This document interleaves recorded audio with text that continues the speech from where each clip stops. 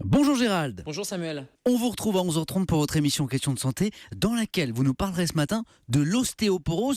Qu'est-ce que, rappelez-nous, l'ostéoporose exactement? Eh bien, comme son nom l'indique, l'ostéo, c'est une maladie osseuse et c'est une diminution. Porose, ça devient poreux, c'est l'os qui devient poreux. C'est une diminution de la densité osseuse et c'est une modification de l'architecture de l'os avec un risque qui est un risque important de fracture. Et d'ailleurs, il y a des zones à risque, c'est la fameuse fracture du col du fémur, du poignet ou des vertèbres. En fait, c'est l'équilibre entre la construction et la destruction de l'os et la balance va plutôt pencher du côté de la destruction osseuse. Gérald, est-ce qu'on est tous égaux devant cette maladie? Quels en sont les facteurs? Alors non, on n'est pas tous égaux devant cette maladie, puisque jusqu'à 45 ans, on est protégé. Il y a un équilibre entre la construction et la destruction, mais après, il y a une tendance naturelle à la diminution de la masse osseuse. Mais on n'est pas tous égaux parce que c'est une maladie qui touche plutôt les femmes, et 40% des femmes de plus de 50 ans sont atteintes d'ostéoporose contre 15% des hommes. Mais chez les hommes, en revanche, si on est moins concerné que vous, mesdames, Oui. c'est plus grave. Cette maladie est plus grave parce qu'il y a un rôle fondamental des hormones sexuelles, qui peuvent être des hormones sexuelles qui vont être protectrices.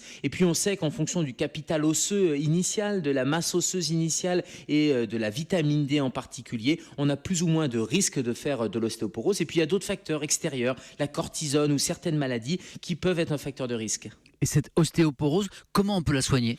Alors déjà, avant de la soigner, il faut faire le diagnostic et le diagnostic se fait par une mesure de cette densité minérale osseuse et c'est la fameuse ostéodensitométrie qui va vous être proposée par votre médecin en fonction des facteurs de risque. Et puis une fois que le diagnostic est avéré, comme il n'y a pas de symptômes, on va traiter en fonction des cas. Il y a des médicaments qui vont rééquilibrer la balance et favoriser la construction. Et puis si vous avez une carence en vitamine E, on va vous proposer de la vitamine D. Et puis il y a juste deux petits moyens qui sont à la portée de tous. On arrête le tabac et on augmente l'activité physique. Là aussi, ça va être deux facteurs thérapeutiques et préventifs pour diminuer cette diminution justement de la densité osseuse. Et puis, il faut bien sûr des aliments riches en calcium. Le gruyère, 100 grammes de gruyère, c'est l'équivalent de 2 œufs et c'est excellent pour les os. Mangeons du fromage. Donc merci docteur Kierzek, on vous retrouve de 11h30 à midi pour Question de santé.